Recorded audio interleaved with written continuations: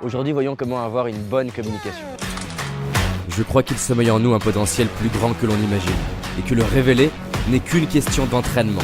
C'est pourquoi je vais à la rencontre des personnes qui réussissent, entrepreneurs, artistes, sportifs de haut niveau, pour décortiquer comment ils font et partager ce que j'apprends avec vous. Car mon but est qu'ensemble, on aille réaliser nos rêves. Je m'appelle David Laroche, et voici mon podcast. J'ai lu un livre une fois qui parlait de l'histoire de l'humanité et qui disait que le pouvoir le plus important finalement dans notre ère, c'est le pouvoir de la communication, le pouvoir de savoir exprimer ses idées. Et je trouve ça assez fascinant comment la communication a un pouvoir qui nous dépasse. Dans plein de situations, je me suis dit, c'est dingue comment ma vie a changé grâce au fait d'arriver à mieux exprimer mes idées ou arriver à mieux gérer une relation.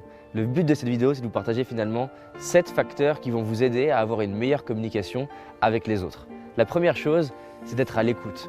Beaucoup de personnes ont du mal à bien communiquer parce qu'ils n'écoutent pas assez les autres. Ils n'écoutent pas assez ce qui est important pour les autres. Ils n'écoutent pas assez leurs besoins, leurs valeurs, leurs rêves, leurs objectifs. Je pense qu'avant de vouloir bien s'exprimer, le but d'un bon communicant est surtout de bien écouter. Finalement, bien s'exprimer est un facilitateur, un bonus, mais la priorité, c'est de surtout très bien écouter. Écouter, c'est pas entendre. Écouter, c'est être présent vis-à-vis de l'autre et d'absorber le maximum d'informations. Quand je parle d'écoute d'ailleurs, ce n'est pas seulement une écoute auditive, c'est aussi une écoute visuelle et c'est aussi une écoute kinesthésique. On pourrait même d'ailleurs inconsciemment avoir une écoute qui est olfactive, le fait de sentir les choses. Mais ce qui est vraiment important, c'est d'être concentré sur la personne et d'être à son écoute. Déjà, c'est agréable pour n'importe qui d'être écouté, vraiment, et pas juste entendu. Donc la relation que ça crée est différente. En plus de ça, ça permet, on va le voir après, d'utiliser les clés qui suivent. Il y a une vraie différence, encore une fois, entre écouter uniquement au niveau du contenu et écouter l'ensemble de ce que m'amène la personne. Dans la communication, il y a 3 niveaux à prendre en compte. Il y a d'abord le verbal, qui est le contenu, l'information que je vais donner. Il y a le non-verbal, l'attitude dans laquelle je donne l'information. Et le paraverbal, c'est les paramètres de la voix. Pour être plus spécifique, je peux dire par exemple que les plantes sont vertes, c'est l'information, les plantes sont vertes. Je peux le dire en étant dos à vous, c'est-à-dire je suis fermé dans la relation. Voilà, les plantes sont vertes. Et après, je peux vous le dire en faisant varier l'intonation et l'énergie. Je peux vous dire « Les plantes sont vertes !» Les plantes sont vertes, c'est des énergies différentes. Si je vais voir ma chérie et que je lui dis « Je t'aime !» je ne suis pas sûr qu'elle ressente beaucoup d'amour. Encore une fois, c'est d'ailleurs hyper intéressant d'aller insulter quelqu'un dans une autre langue. Enfin, quand je dis c'est intéressant, l'idée c'est pas d'essayer de le faire, mais en tout cas, je l'ai expérimenté en coaching. Vous insultez quelqu'un dans une autre langue en étant beaucoup dans l'amour, la personne va se sentir aimée en fait. À l'inverse, vous lui dites quelque chose de beau, mais avec une énergie de colère, elle ne va pas se sentir aimée. Donc, pour pouvoir utiliser tous ces paramètres correctement, l'écoute va être importante. La deuxième clé, c'est de se mettre dans le cœur. Il n'y a rien de plus puissant que finalement prendre le temps de ressentir son cœur et de vraiment désirer être dans une relation d'amour. Alors je ne parle pas d'amour au sens couple ou sexuel du terme, c'est dans le sens je mets mon cœur au service de l'autre. Je pense que vous le sentez les fois où vous fermez votre cœur ou à l'inverse, vous ouvrez votre cœur. On le sent souvent par contraste, les moments où on se ferme à une personne ou les moments où on s'ouvre, on décide de s'ouvrir parce que là on sent que ça changerait toute la relation si on s'ouvrait un peu physiquement et qu'on prenait en compte un peu plus la personne. Et c'est vraiment agréable, je trouve, pour soi, pour l'autre et pour la relation de se mettre dans le cœur. Une troisième clé pour avoir une bonne communication, c'est de savoir poser de bonnes questions. Les bons communicants posent de bonnes questions. C'est quoi une bonne question?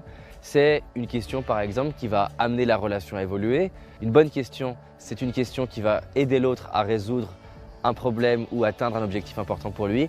Donc, on pourrait vous faire une liste grande de questions. Mais par exemple, toutes les questions qui vont avoir pour objectif de s'intéresser à l'autre sur par exemple quels sont ses projets, quels sont ses rêves, pourquoi c'est important pour lui, quand il dit qu'il aime ça, qu'est-ce qui fait qu'il l'aime, quand il dit qu'il est allé faire un tour du monde, où est-ce qu'il est allé exactement, qu'est-ce qu'il a aimé. Toutes les questions qui vont finalement faire office d'entonnoir pour faire émerger ce qui inspire la personne sont des questions qualitatives.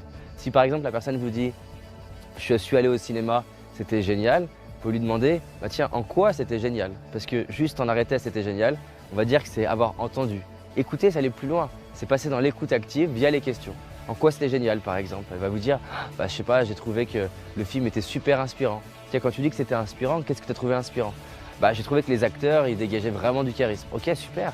Quelle scène en particulier t'as trouvé inspirant? J'ai adoré la scène où la personne a dit telle chose. Et En faisant ça, moi en tant qu'auditeur, ça va me permettre de rentrer dans la relation, parce que vraiment je rentre dans son monde. Et pour l'autre, ça va lui permettre de pareil, rentrer dans son propre monde et faire émerger ce qu'il a inspiré. Vous savez ce qui se passe? C'est que du coup, non seulement la personne se sent inspirée, mais en plus de ça, moi je suis au contact de quelqu'un qui d'un coup est inspiré. Donc je vais naturellement la trouver inspirante. Et il y a un truc qui est drôle, c'est que quand quelqu'un est inspiré, il va naturellement vous trouver aussi vous-même inspirant. Vous pouvez écouter pendant tout un repas avec des super questions et la personne vous dit « j'ai vraiment adoré notre conversation » alors que la personne n'a fait que parler par exemple. Mais vous lui avez posé des questions qui ont fait émerger la quintessence de la relation. Une quatrième clé qui fait pour moi une différence dans notre communication, c'est être authentique. C'est hyper important. Souvent les gens me disent « mais comment aborder telle personne » ou « comment aborder mon chef » ou « comment dire ça » ou « comment dire ça ». Le meilleur moyen quand on ne sait pas comment aborder une conversation, c'est d'être authentique. Par exemple, imaginons qu'il y ait quelqu'un sur le banc là et que j'ai envie de lui parler depuis 1 heure et que ça fait 1 heure que je me pose la question. Je pourrais même très bien lui dire ça. Ça fait 1 heure que j'ai envie de vous parler et que je me pose la question de comment vous aborder et qu'en fait j'en ai eu marre et j'ai eu simplement envie d'aller savoir un peu plus qui vous êtes. Je ne dis pas que c'est la meilleure phrase d'approche, mais je dis qu'elle sera toujours efficace si elle est vraie et si elle est authentique.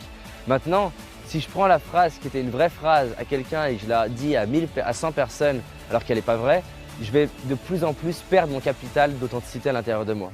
Mais en soi, si c'est vrai, imaginons que vous êtes un homme, vous marchez dans la rue, vous voyez une femme, vous trouvez son collier top, bah c'est une phrase d'approche. Vous voulez rencontrer des entrepreneurs, vous vous baladez, vous trouvez qu'il y en a un, je me rappelle aux États-Unis, j'ai vu un mec marcher, je l'ai trouvé charismatique, je suis allé le voir, je dis voilà, je vous ai vu rentrer avec votre femme dans le restaurant, j'étais impressionné par ce que vous dégagiez, voilà, j'adorerais savoir ce que vous faites et il a adoré la façon dont je suis allé lui parler. Mais en fait, j'ai pas eu grand chose à faire si ce n'est être authentique. Imaginons que vous avez à parler à votre chef, vous n'êtes pas à l'aise, ben voilà, il y a un sujet dont je suis pas à l'aise à en parler, mais c'est important pour moi d'en parler et je viens pour en parler. Bref, ça peut être une façon d'amener en étant authentique. La 5e clé, c'est de toujours se rappeler l'intention, voire de rappeler l'intention que j'ai dans la relation. Par exemple, si je vais aborder quelqu'un ou exprimer une idée et que je sens qu'il y a une friction, la personne n'est pas en train de comprendre pourquoi je suis là, bah, je peux simplement rappeler mon intention. Voilà, mon intention, c'est de vous rencontrer, de savoir qui vous êtes. Mon intention, c'est de voir comment vous aider. Mon intention, par exemple avec ma chérie, ça va être de j'ai envie de passer une belle relation avec toi ce soir, j'ai envie qu'on passe un bon moment. Imaginons qu'on est en friction, de rappeler l'intention va permettre de nous réorienter au bon endroit. La 6e clé pour la bonne communication, c'est de savoir reformuler. Combien de fois on fait des erreurs dans une relation parce qu'on a cru comprendre? Et ça m'arrive tout le temps encore d'oublier de reformuler. Les gens vont dire « ouais mais après ça fait bizarre ». Bien sûr, si vous ne le maîtrisez pas, ça peut faire bizarre. Et si les gens autour de vous ne sont pas habitués, ça peut faire bizarre. Mais je vous invite à développer cette compétence que de savoir reformuler. Pour vous donner un exemple de la reformulation, imaginons que ma chérie me dise « j'aimerais qu'on aille faire un tour du monde ». Je lui ai posé tout un tas de questions pour identifier ce que c'était un tour du monde pour elle et qu'elle me dise voilà, qu'un tour du monde, c'est par exemple partir 6 mois et faire 6 pays. Je vais lui dire ok, donc ce que tu me dis ma chérie, c'est que pour toi un tour du monde, c'est qu'on parte au minimum 6 mois, qu'on visite 6 pays, que ça dure tant de temps. Tu vois le tour du monde d'une façon où par exemple au moins 5 jours sur 7 on est en déplacement, on est en voyage. T'aimerais qu'on découvre des cultures et des bâtiments. Je vais faire que reformuler tout ce qu'elle m'a dit. Ce qui va être intéressant, c'est que moi je vais mieux intégrer ce qu'elle m'a dit. Elle va pouvoir valider si ce que j'ai compris, c'est bien ce qu'elle voulait dire. Parce qu'il y a un monde en 4 phases entre ce qu'on exprime et ce qui est reçu. C'est-à-dire, il y a ce que je veux vous dire, c'est mon message intentionnel, là, que j'ai vis-à-vis de vous. Mais après, il y a le message que je vais émettre, qui est différent de ce que je veux vous dire, parce qu'il faut que je le code avec des mots en français. Ensuite, il va y avoir un phénomène de brouillage lié au bruit autour, à la technologie, etc. Vous allez entendre un message et ce message, vous allez le décoder avec votre culture, avec vos valeurs, avec votre compréhension du français et ça va être un message perçu. Sous-entendu, entre ce que moi je veux vous dire et ce que vous entendez, il y a un monde. Reformuler permet de synchroniser ces mondes et se dire en fait non, je ne voulais pas dire exactement ça, je voulais dire ça. La 7e clé, alors ça c'est une clé que Alban, mon associé, bras droit, me répète tout le temps avant chaque appel téléphonique, c'est quoi ton objectif? C'est quoi l'objectif que tu as dans cet appel? Parce que on peut des fois, ça m'est déjà arrivé plein de fois, faire un appel téléphonique, je raccroche, on me dit ça s'est passé comment? Ah c'était génial! Et au fait ce truc là tu l'as fait? Ah non j'ai oublié. Parce que soit c'était pas confortable, soit j'étais pas clair sur ce que je voulais de cette relation là. Alors, c'est quoi l'objectif quand je vais communiquer? Quand je monte sur scène, mon objectif, c'est pas parler de moi. Mon objectif, il est simple. Avoir un impact dans un minimum de temps, un impact maximum dans la salle. Sous-entendu, si je parle de moi, c'est dans l'objectif de véhiculer un message. Et plein de fois, quand j'accompagne des personnes en prise de parole, je leur dis « mais pourquoi tu parles? Pourquoi tu me racontes cette histoire? Pourquoi t'en parles en fait? Parce que si tu me parles de toi pour me parler de toi, franchement, c'est chiant. Et en fait, c'est toujours chiant d'écouter quelqu'un en soi parler de juste lui. Mais la personne qui arrive à parler d'elle avec l'intention et avec l'objectif de vous transmettre quelque chose, c'est complètement différent. Donc bien sûr, j'ai exagéré volontairement, ça peut être passionnant d'écouter quelqu'un qui est passionné et qui est inspiré. Mais d'ordre général, si vous savez pourquoi vous parlez, si vous connaissez votre objectif, vous allez être beaucoup plus puissant. Est-ce que mon objectif, quand je vous parle, c'est de vous inspirer? Est-ce que mon objectif, c'est de vous faire passer à l'action? Est-ce que mon objectif, c'est de vous divertir? Est-ce que mon objectif, c'est de vous donner de l'information? Ce n'est pas le même objectif. Là, quand je fais cette vidéo, par exemple, je suis plus de l'ordre de vous donner de l'information, du contenu et de vous inspirer. Dans d'autres vidéos, je suis beaucoup plus appel à l'action. Très peu de vidéos dans mon cas, je suis sur vous divertir. Donc, ça m'arrive de rajouter 2-3 trucs. En séminaire, j'ai beaucoup plus de moments où je divertis pour détendre la salle quand j'ai abordé un truc bien trash. Donc, je rajoute de l'humour. Mais je sais pourquoi je suis en train de parler. Et c'est hyper important pour ne pas me perdre dans 1500 détails et revenir sur ce qui est important selon moi. Et la 8e et dernière clé qui est extraordinaire, encore une fois, on a une façon de parler qui nous est propre, on a une éducation qui nous est propre, on a des valeurs qui nous sont propres. Donc, on communique avec l'autre comme on aimerait qu'il communique avec nous. Et c'est une erreur. Il s'agit de se dire, l'autre, il est dans quelle planète? Il vit comment? Qu'est-ce qui est important pour lui? Par exemple, on sait que dans le couple, il y a des façons de dire « je t'aime ». Ma chérie, elle est peu sensible au final par rapport aux autres marques.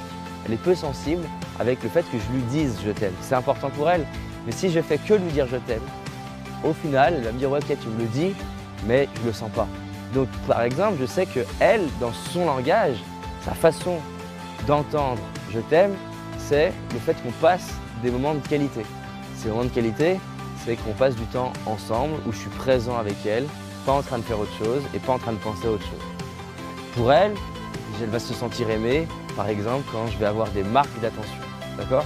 Dans mon cas, c'est important pour moi qu'on ait un contact physique. Juste le fait qu'elle puisse mettre, je sais pas, sa main sur mon visage, me masser les épaules, me toucher, me prendre dans les bras, faire un bisou, c'est ma façon de recevoir de l'amour. Donc ça, c'est un exemple dans le couple. Dans la vraie vie, vous n'allez pas embrasser les gens. Donc là, c'est plus de comprendre qu'est-ce qui est important pour eux. Il y en a, ils vont être très sensibles à un langage visuel, d'autres plus auditif. Il y en a qui vont être sensibles à certaines valeurs, d'autres valeurs. Quand on se met à la place de l'autre, on comprend mieux les autres. Et donc, entraînez-vous à vous mettre dans la tête des gens et à comprendre ce qui se joue par rapport à leur vie, à leur passé, à leur monde. Donc si on résume ce qu'on a vu, les 8 clés. La première chose, soyez à l'écoute des autres. Écoutez vraiment, avec une vraie présence, une vraie intensité. La deuxième chose, mettez-vous dans le cœur. Sentez l'énergie de votre cœur et désirez apporter quelque chose à l'autre. La troisième clé, posez de bonnes questions et entraînez-vous à poser des questions nouvelles pour affiner votre art du questionnement. La quatrième clé, soyez dans l'authenticité. La cinquième clé, c'est de rappeler l'intention que vous avez dans la relation, surtout quand il y a une friction. La sixième, c'est de reformuler. Reformuler ce que vous dit l'autre, pas continuellement, mais surtout quand les informations elles sont clés et précises et importantes. La septième clé, c'est de penser objectif. Et enfin, la dernière, mettez-vous dans le monde de l'autre, vous allez mieux le comprendre.